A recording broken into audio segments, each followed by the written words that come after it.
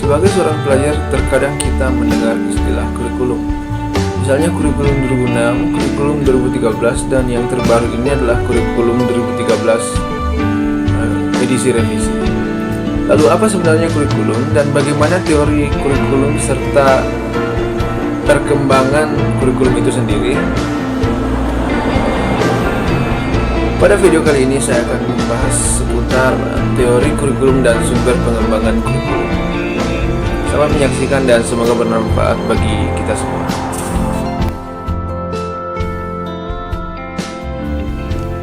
Kurikulum merupakan suatu istilah yang sudah tak asing lagi bagi mereka yang berkecimpung dalam dunia pendidikan. Secara umum, kurikulum adalah perangkat mata pelajaran dan program pendidikan yang diberikan oleh suatu lembaga penyelenggara pendidikan yang berisi rancangan pelajaran yang akan diberikan kepada peserta pelajaran dalam satu periode dan jenjang pendidikan. Penyusunan perangkat mata pelajaran ini disesuaikan dengan keadaan dan kemampuan setiap jenjang pendidikan dalam penyelenggaraan pendidikan tersebut serta kebutuhan lapangan kerja. Waktu dalam satu kurikulum biasanya disesuaikan dengan maksud dan tujuan dari sistem pendidikan yang dilaksanakan. Kurikulum ini dimaksudkan untuk dapat mengarahkan pendidikan menuju arah dan tujuan yang dimaksudkan dalam kegiatan pembelajaran secara menyeluruh. Kemudian kita masuk pada teori kurikulum. Menurut Bobbitt, inti teori kurikulum itu sederhana, yaitu kehidupan manusia. Kehidupan manusia meskipun beda-beda, pada dasarnya sama, terbentuk oleh sejumlah kecakapan pekerjaan. Pendidikan berupaya mempersiapkan kecakapan-kecakapan tersebut dengan teliti dan sempurna. Kecakapan yang harus dikuasai untuk dapat terjun dalam kehidupan sangat bermacam-macam, bergantung pada tingkatan maupun jenis lingkungannya. Setiap tingkatan dan lingkungan kehidupan menuntut penguasaan pengetahuan, keterampilan, sikap, kebiasaan, dan apresiasi tertentu. Hal-hal itu merupakan tujuan kurikulum. Untuk mencapai hal-hal itu, ada serentetan pengalaman yang harus dikuasai oleh seorang anak.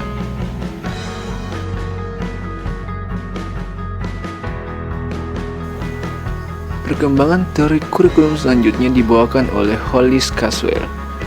Ia mengembangkan konsep kurikulum yang berpusat pada masyarakat atau pekerjaan. Maka Caswell mengembangkan kurikulum yang bersifat interaktif. Dalam pengembangan kurikulumnya, Caswell menekankan pada partisipasi guru dalam menentukan kurikulum, menentukan struktur organisasi dari penyusunan kurikulum, dalam perumusan pengertian kurikulum, perumusan tujuan, memilih isi, menentukan kegiatan belajar, mendesain kurikulum, menilai hasil, dan sebagainya. Ralph Taylor mengemukakan 4 pertanyaan pokok yang menjadi inti kajian kurikulum. Pertama, tujuan pendidikan yang manakah yang ingin dicapai oleh sekolah? Kedua, pengalaman pendidikan yang bagaimana yang harus disediakan untuk mencapai tujuan tersebut? Ketiga, bagaimana mengorganisasikan pengalaman pendidikan tersebut secara efektif? Dan keempat, bagaimana kita menentukan bahwa tujuan tersebut telah tercapai? Buchan merangkumkan perkembangan teori kurikulum antara tahun 1960 sampai dengan 1965. Ia mengidentifikasi adanya 6 komponen kurikulum sebagai bidang studi, yaitu landasan, isi dan desain, rekayasa, evaluasi, penelitian, dan pengembangan teori. Demikianlah sedikit kisah dari panjangnya penyusunan teori tentang kurikulum ini. Tanpa pemikiran-pemikiran besar tersebut, mungkin kita tidak akan merasakan bagaimana dampak dari kurikulum bagi sekolah seperti sekarang ini.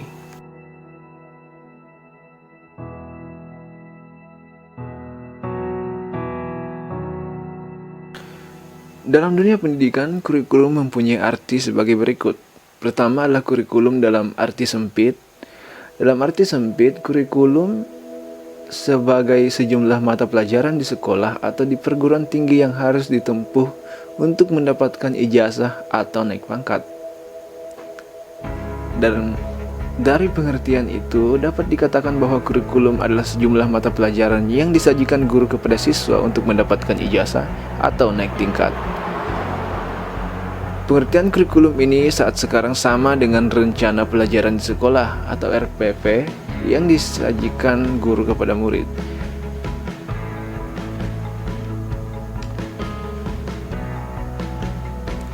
Kedua adalah kurikulum dalam arti luas atau modern. Kurikulum dalam pengertian ini bukan sekedar sejumlah mata pelajaran saja, tetapi mempunyai cakupan pengertian yang lebih luas, yakni sesuatu yang nyata terjadi dalam proses pendidikan. Ronald Doll mengemukakan bahwa kurikulum meliputi semua pengalaman yang disajikan kepada murid di bawah bantuan atau bimbingan sekolah. Menurut William B. Regan, mengertikan bahwa kurikulum adalah semua pengalaman murid di bawah tanggung jawab sekolah. Dari sejumlah pendapat tersebut dapat disimpulkan bahwa kurikulum adalah semua pengalaman, kegiatan, dan pengetahuan murid di bawah bimbingan dan tanggung jawab sekolah atau guru. Pengertian kurikulum ini memberikan implikasi pada program sekolah bahwa semua kegiatan yang dilakukan murid dapat memberikan pengalaman belajar.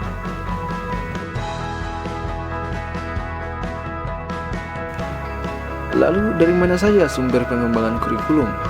Dari kajian sejarah kurikulum, kita mengetahui beberapa hal yang menjadi sumber atau landasan inti penyusunan kurikulum ini. Pengembangan kurikulum pertama bertolak dari kehidupan dan pekerjaan orang dewasa. Karena sekolah mempersiapkan anak bagi kehidupan orang dewasa, kurikulum, terutama isi kurikulum, diambil dari kehidupan orang dewasa. Dalam pengembangan selanjutnya, sumber ini menjadi luas meliputi semua unsur kebudayaan. Manusia adalah makhluk yang berbudaya, hidup dalam lingkungan budaya, dan turut menciptakan budaya. Untuk dapat hidup dalam kehidupan lingkungan budaya, ia harus mempelajari budaya, maka budaya menjadi sumber utama isi kurikulum. Budaya ini mencakup semua disiplin ilmu yang telah ditentukan dan dikembangkan oleh para pakar. Nilai-nilai adat istiadat, perilaku, benda-benda, dan lain-lain. Sumber lain penyusunan kurikulum adalah anak. Dalam pendidikan atau pengajaran, yang belajar adalah anak.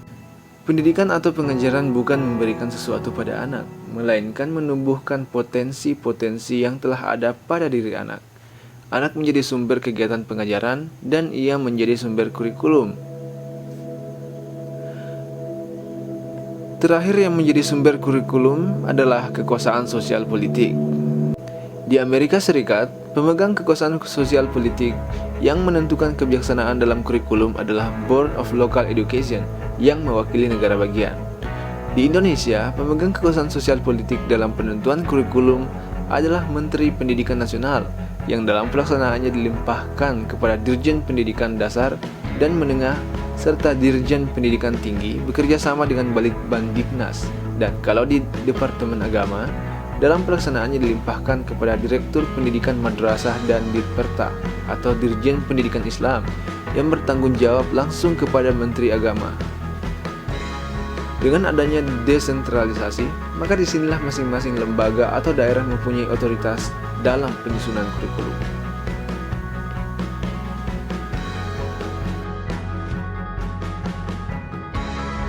Baik, demikianlah penjelasan saya seputar teori dan sumber pengembangan kurikulum. Semoga memberikan tambahan wawasan bagi kita semua. Lebih dan kurangnya mohon dimaafkan. Wabillahi taufiq wal hidayah. Assalamualaikum warahmatullahi wabarakatuh.